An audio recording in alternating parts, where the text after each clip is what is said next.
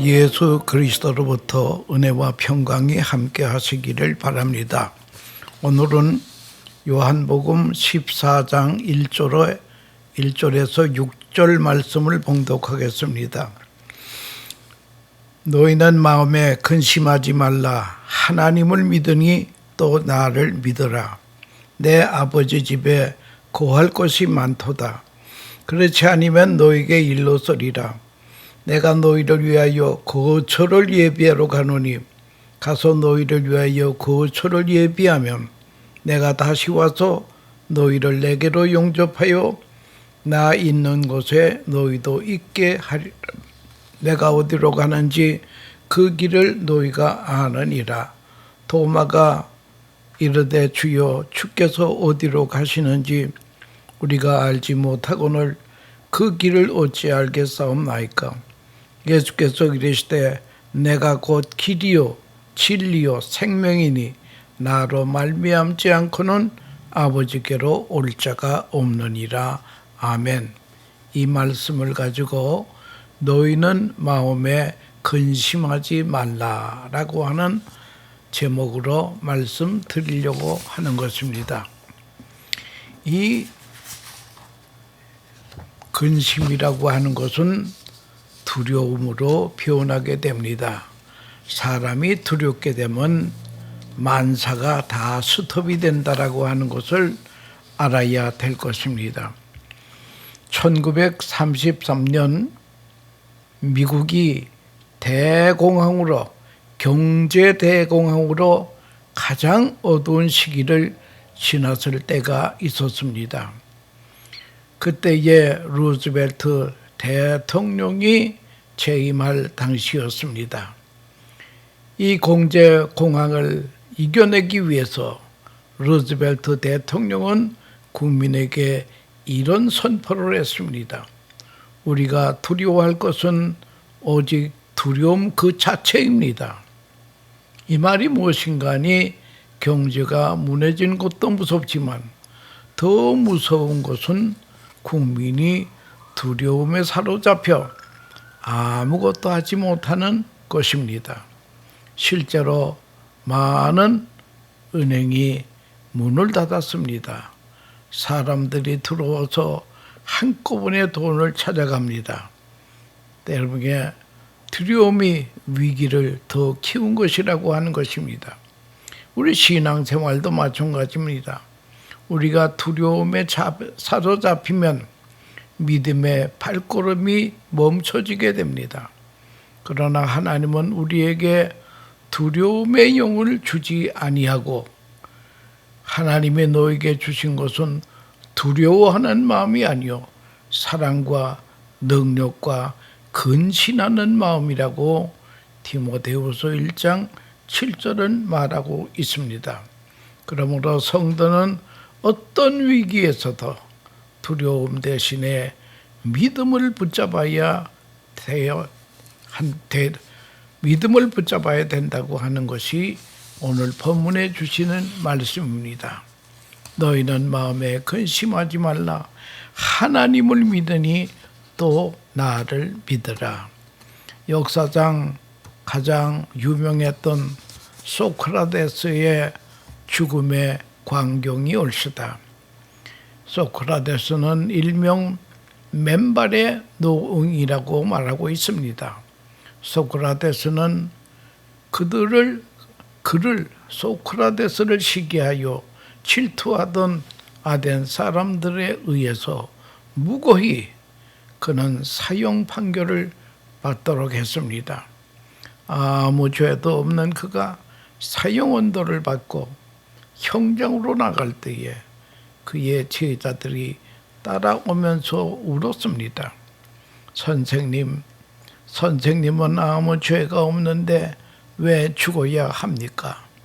그때의 소크라테스가 돌아서서 빙그레 웃으시면서 제자들에게 내가 죽을 죄가 있어서 죽어야 하겠느냐? 내가 죽을 죄가 있어서 죽어야 하겠느냐? 아주 그 의미가 있는 말씀입니다. 형장으로 나가면서 내가 죽을 죄가 있어서 죽어야 하겠느냐. 사람이 죽을 때에 죽을 죄가 있어서 죽으면 그건 인생 실패자라고 하는 것입니다. 정말 우리는 죽을 때에 죄라고 하는 것이 죽을 죄가 완전히 청산이 되고 하나님 앞에 우리가 가야 된다라고 하는 것입니다. 이제 형장에 도착한 소크라테스는 옥사장이 소크라테스를 존중하는 것이지만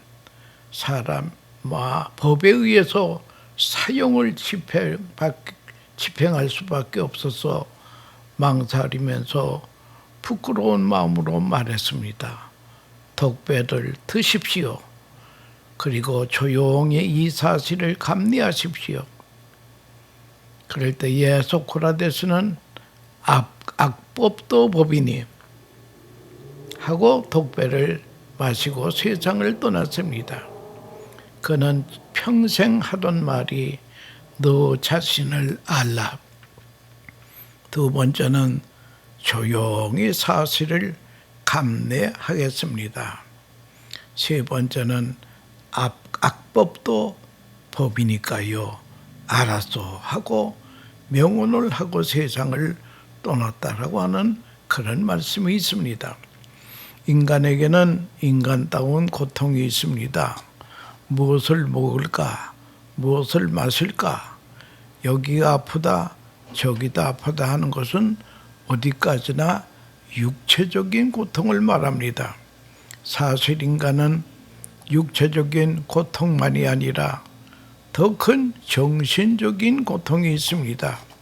사실 육체적인 고통도 정신적인 고통도 이게 의사들의 말에 의하면 육체의 병의 85%는 마음에서 온다고 하는 것입니다. 마음이 깨끗하거나 상쾌하느냐에 따라서 건강할 수도 있고 병들 수도 있다라고 하는 것입니다. 걱정, 근심은 좌절하게 만듭니다. 불만하면 그냥 무서운 불치병으로 나간다고 하는 것입니다. 걱정, 근심이 큰 문제입니다. 우리 인간은 이성적인 존재라고 말하고 있습니다. 그래서 철학자 파스칼은 말하기를 인간은 생각하는 갈대이다라는 명언을 했습니다. 갈대는 약합니다. 그러나 생각하는 갈대라고 하는 것입니다. 그래서 생각하는 능력이 있어서 인간은 인간이라고 하는 것입니다. 생각하는 것만큼 인간이 옳시다. 생각이 없으면 인간이 아니라고 하는 것입니다. 그래서 IQ가 70 이하 되는 사람은요, 절대 걱정이 없다라고 하는 것입니다. 이 걱정이라고 하는 것은 똑똑한 사람이 하는 것이라는 거예요. 생각이 적당하지 못하고 많으니 근심도 많아진다라고 하는 것입니다. 인간은 두 가지 기능이 있는데 하나는 비판 기능이고 하나는 추리 기능이 옳시다. 지난 날을 생각하면서 추억하고 기억합니다. 추억과 기억이 생각 속에 있을 때에 우리를 괴롭힌다는 거예요. 그때 그러지 말아야 하는 것인데 과거의 생각이 우리에게 행복을 주지 못합니다. 그러나 과거를 생각하면서도 행복한 사람은 복된 사람이라고 하는 것입니다. 인간은 미래에 대한 추리 능력이 있습니다. 사실 행복도 추리 능력에서 옵니다. 앞으로 받을 영광, 앞으로 있을 일을 생각하면서 행복해 합니다.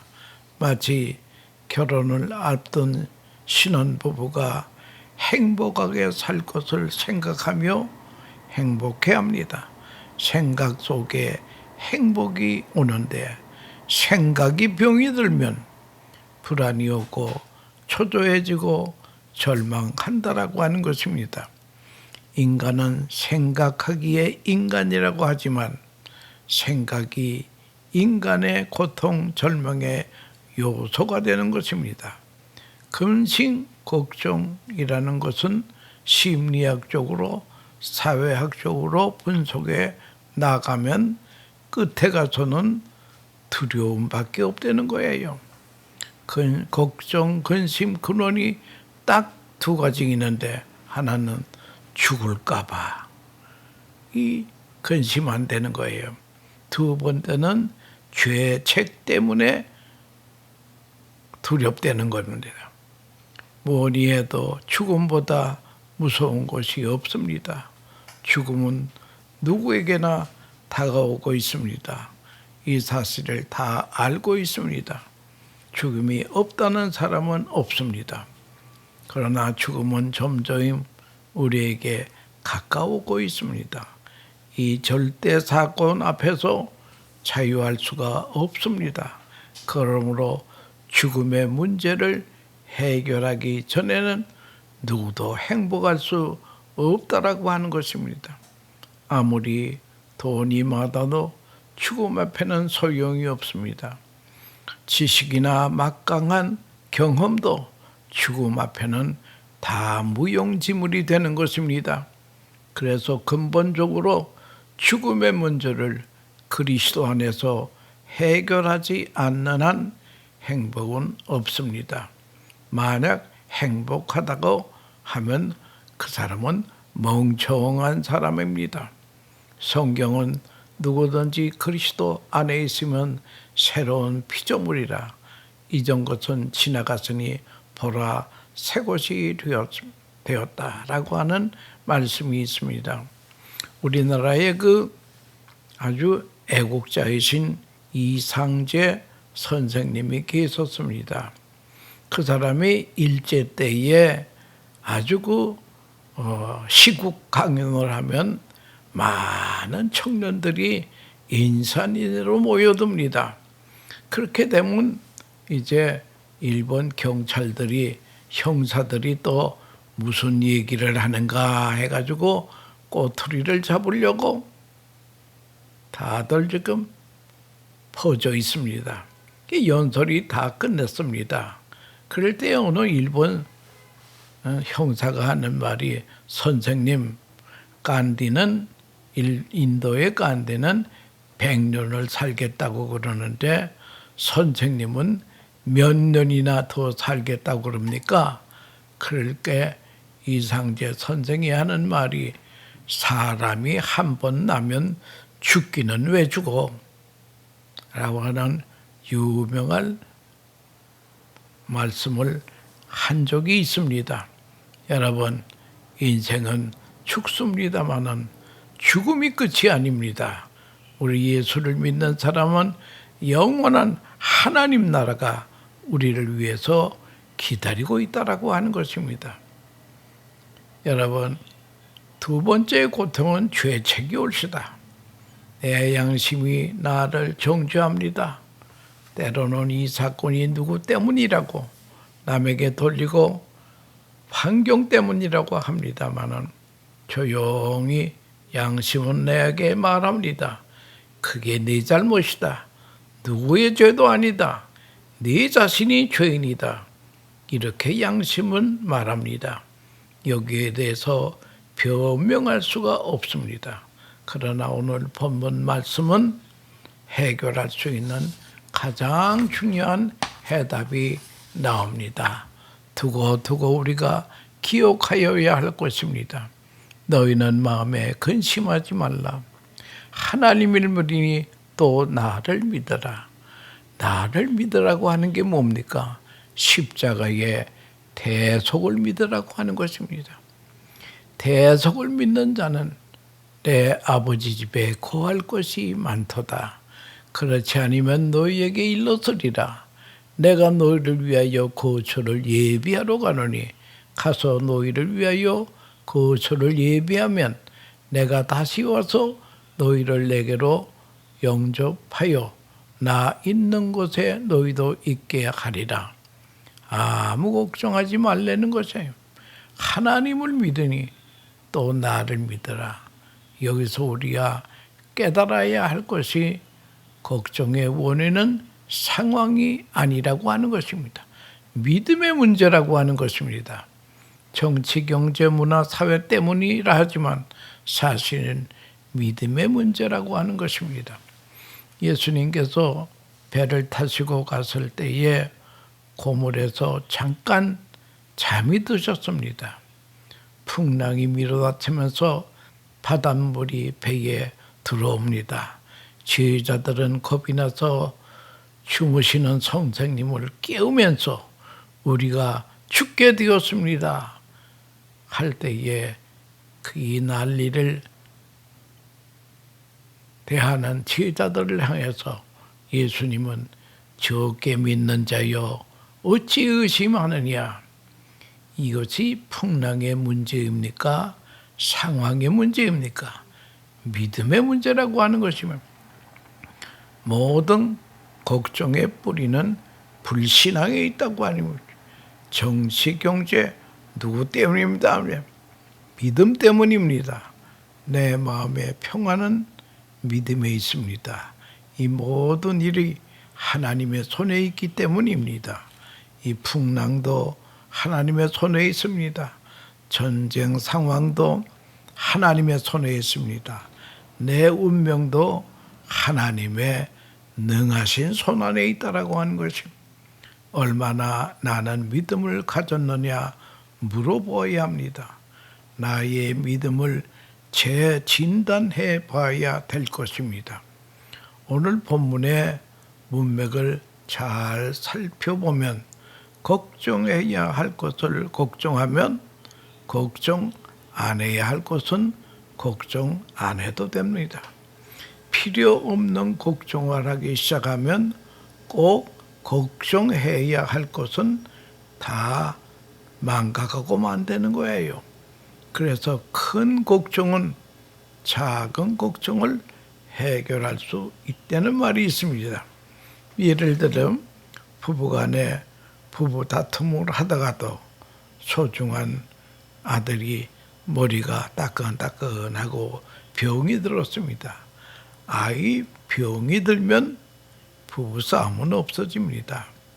가장 근본적이요 귀한 것을 위해 걱정하면 잡스러운 시시한 걱정은 봄동산에 눈이 녹듯이 사라진다라고 하는 것입니다.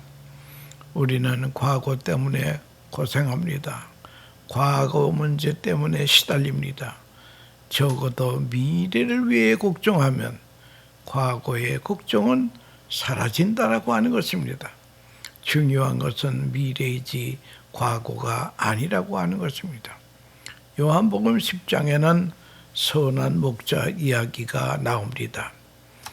예수님은 나는 선한 목자다. 너희를 위하여 목숨을 버린다. 목자와 양의 관계를 말씀하십니다. 양이 편안한 길은 푸른 초장과 잔잔한 시내가 있으면 편안합니다. 뜨거우면 그늘도 있어야 됩니다. 이 정도 되면 양은 편안합니다. 문제는 양에게는 목자가 옆에 있어 줘야 됩니다.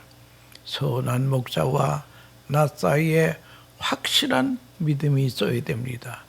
어떤 여건에서도 그러면 양은 편안하다라고 하는 것입니다. 시편 23편에 사망의 음침한 골짜기로 다닐지라도 주님이 나와 함께 하시기에 걱정이 없다는 거예요. 여호와는 나의 목자시니 내게 부족함이 없으리로다. 이것이 다윗의 고백이었다고 하는 것입니다. 양에게 중요한 것은 목자입니다. 그 외에 중요한 건 없습니다. 주님을 믿는 신앙이 확실하게 선다면 어떤 여건에서도 두려울 것이 없다라고 하는 것입니다. 예수님이 십자가 지시기 바로 전에 요한복음 14장 1절에 너희는 마음에 근심하지 말라. 하나님을 믿으니 또 나를 믿으라. 십자가 지시러 가시면서 하신 말씀입니다. 아무것도 걱정하지 말고 하나님을 믿으니 또 나를 믿으라. 요한복음 14장 2절에 내 아버지 집에 거할 것이 많도다. 우리는 어차피 이곳으로 가야 합니다. 세상을 떠나야 됩니다. 아버지 집으로 가야 된다는 거예요. 유명한 발명왕 토마스 에디슨이 이런 유명한 이야기를 합니다. 그는 85세에 세상을 떠나면서 1000가지를 발명한 발명왕이올시다. 이 발명의 비결이 무엇입니까? 할 때에 그는 한마디로 믿음이 올시다. 확신이라고 하는 것입니다. 믿음은 나의 삶을 충실하게 했습니다. 사람에게는 영원한 세계가 있음을 확실히 믿습니다. 죽음은 현세의 출구요, 영원한 나라로 들어가는 입구라고 하는 것을 우리는 알아야 될 것입니다. 예수님께서는 약속했습니다. 내 아버지 집에 거할 것이 많도다. 욥기에 보면 욥은 말할 수 없는 고통을 걷습니다. 그가 고생을 많은 고난을 인내한 다음에 고백이 내가 육체 밖에서 주를 배우리이다. 언젠가는 우리가 이 세상을 떠나서 죽음이라는 출구를 통해서 하늘나라의 입구로 들어가 하나님 아버지로 아버지 집에 들어갈 것입니다. 아버지 집을 믿는 믿음이 중요한 아버지 집을 사모하는 믿음, 이것이 신앙의 근본이올시다. 요한복음 14장 1절 2절 너희네 마음에 근심하지 말라. 하나님을 믿으니 또 나를 믿으라. 여러분, 예수를 믿으면요, 죽음의 문제가 해결되고 죄의 문제가 해결됩니다. 이 문제들이 다 해결되면요, 우리에게는 두려움은 없습니다. 오직 평강이 우리에게 찾아온다라고 하는 것입니다. 신학적으로 말해서 부활의 신앙도 중요하지만 변화라는 믿음도 중요합니다. 변화가 부활입니다. 부활이 변화입니다. 부활이란 그리스도의 신령한 몸으로 변화되는 것입니다. 요한 3서 2절에 그가 나타나심이 되면 우리가 그와 같을 줄을 아는 것은 그리스도와 같이 되는 것을 우린 믿어야 됩니다. 우리가 주님이 재림시에 주님의 형상이 우리에게 100% 완성되는 순간이 올시다. 이것이 우리가 지향하는 삶이라고 하는 것입니다. 그 다음 단계는 생명입니다. 우리가 이 세상 걱정할 것이 무엇입니까? 내가 세상 떠난 다음에 사람들이 나를 어떤 사람으로 기억할 것인가, 그걸 걱정합니다. 그런데 이 한 가지는 생각해야 될 것입니다. 이제 많은 근심, 걱정이 죽음의 문제, 죄의 문제가 해결이 되니 다 정리가 되는 것입니다. 오직 믿음 문제 올시다. 이 상황 문제, 경제 문제, 사회 문제가 아닙니다. 하나님과 나와의 관계요, 확실한 믿음의 문제라고 하는 것입니다. 모든 근심, 믿음 안에서 깨끗이 정리하십시다. 오직 내 앞에는 아버지 집을 생각하고 사모해야 된다라고 하는 것입니다. 예수님과 함께할 그 집이 올시다. 내 아버지 집에 거할 것이 많더라라고 하는 그러한 설교집이 있습니다. 이 설교집은 목사님들이 자식을 먼저 보내고 장례식에서 목사님이 아들의 시체를 앞두고 설교하는 내용을 16개를 모아 놓은 책이올시다. 거기에 첫 번째가 독일의 유명한 신학자 칼 바르트가 그의 아들이 20살 때에 스위스에 등산 갔다가 산사태로 목숨을 잃었습니다. 아들의 죽은 시체를 앞에 놓고 사흘 동안 기대하면서 설교를 준비합니다. 그때의 설교의 본문이 고린도전서 13장 12절의 말씀입니다. 지금은 거울로 보는 것 같이 희미하나 그때에는 얼굴과 얼굴을 대하여 볼 것이요.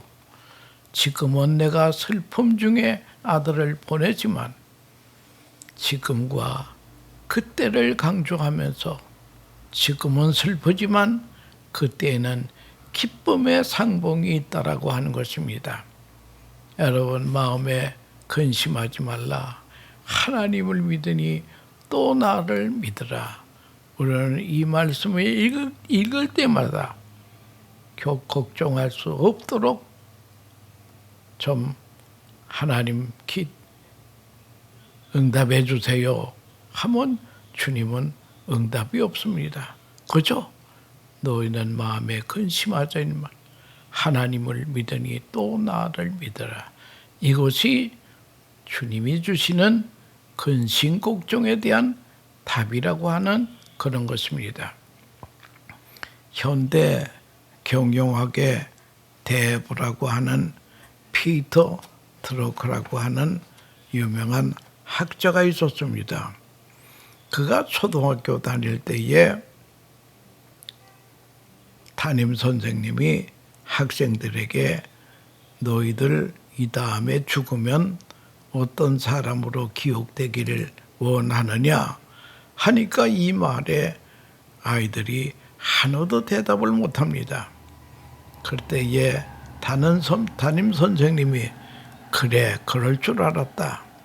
그러나 사람이 50세가 지나면 이 무릎을 하며 살아야 된다. 이 담임 선생의 말을 기억하고 산 사람들이 성공적인 삶을 살았다고 하는 것입니다. 나는 이 세상에서 죽으면 어떤 사람으로 기억되어야 할 것이냐.